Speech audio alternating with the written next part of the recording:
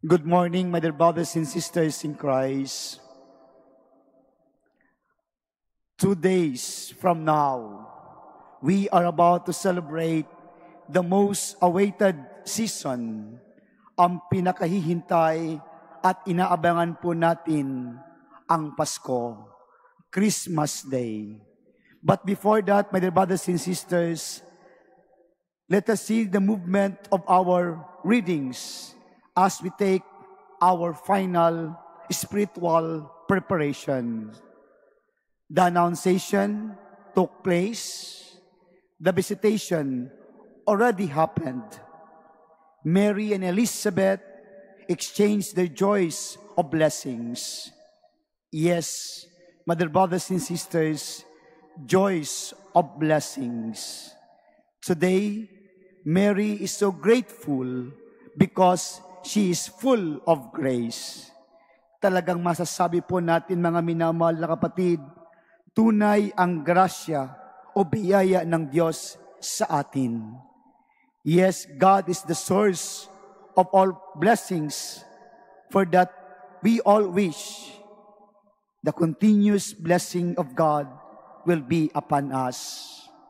Humahangad po tayo ng biyayang ipinagkakalob ng Diyos sa atin, naway tuloy-tuloy na dumadaloy sa bawat isa sa atin. That is the greatness that God has done for us. Araw-araw, may dakilang binibigay ang Diyos sa atin. May kadakilaan ng Diyos na binibigay sa atin. And Mary today, Mother, brothers and sisters, sings her gratitude to God. Umaawit ng papuri at pasasalamat sa Diyos. He was humbly or lowly, simple, and not so much in the position or status. God has done great things to her. She was an instrument of God to fulfill His promise to us.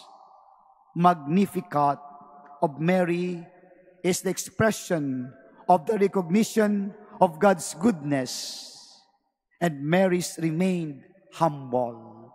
Sa pagtanggap ng biyaya ni Maria mula sa Diyos bilang magiging ina ng ating manunubos, siya'y nanatiling mayroong kababaang loob.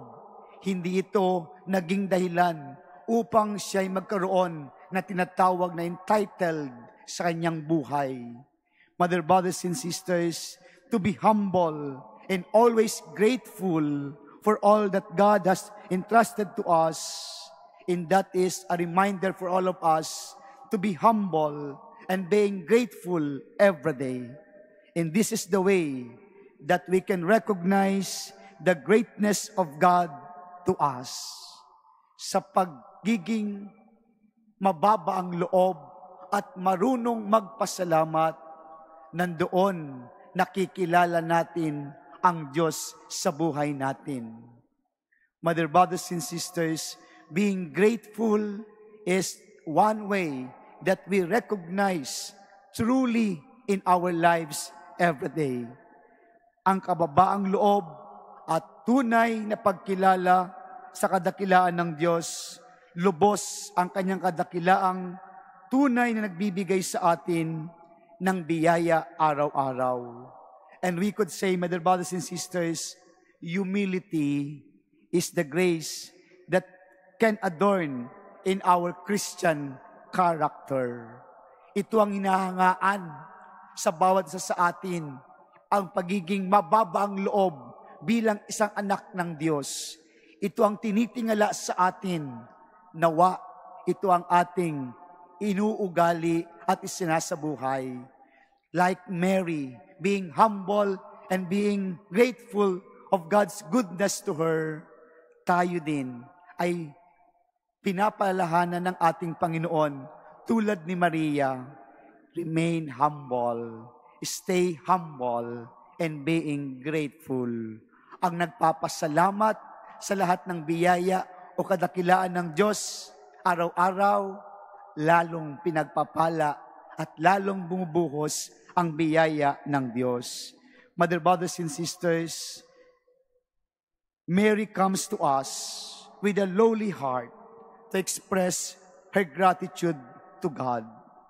And her example to us bring us the gospel values that we should imitate always in our lives. And that the supreme evidence of the grace in the heart, iyan ang totoong katotohanan na buhay sa ating mga puso na tayo ay tunay nagpapasalamat sa Diyos. As Mary says in our gospel today, magnifies. Affirmation of God's goodness or great things at all times. Nagpupuri, kumikilala, that is our affirmation of His goodness to us. Ang ating pagkilala, ang ating pagtanggap, kailanman hindi mawawala ito at mawala sa ating buhay. Ito ang hangad sa atin, mga minamahal na kapatid, sa ating paglalakbay bago sumapit ang Kapaskuhan at matapos man ang Kapaskuhan, patuloy tayong magpasalamat. Because sabi nga po, maraming dahilan para magpasalamat sa Diyos. Because all of us, we are all nothing in the eyes of God. Kung wala ang Diyos, wala tayo. Because God is with us, nandito tayo, mayroon tayo. That's why this our celebration today, like Mary, sing the Magnificat, song of praise, of thanksgiving, and a profession of faith. Napapaloob ang kanyang pagpapasalamat, ang kanyang pag-awit na buong galak sa Panginoon. Tunay ang biyaya, tunay ang pangangalaga, tunay ang paggabay ng Diyos sa ating lahat. Ito'y nabibigyan ng kabuluhan, my dear brothers and sisters, through our faith in our lives every day. That is why this is a true power, true joy, and true hope in our lives. Gratitude is the statement of our hearts today and even tomorrow, like Mary is filled to overflowing. Tunay ang biyaya na bigay sa atin ng Diyos at ito'y totoong ibinibigay upang dumaloy at maging kasangkapan tayo ng kadakilaan ng Diyos araw-araw. Mother, brothers and sisters, our hearts, ourselves, is being grateful today. Hindi pa Pasko, nagpapasalamat na tayo. Because truly, God is with us. May Diyos na dakila na nagbibigay sa atin at pumupuno sa atin araw-araw. Gratitude is the statement of our hearts today and even tomorrow. Amen.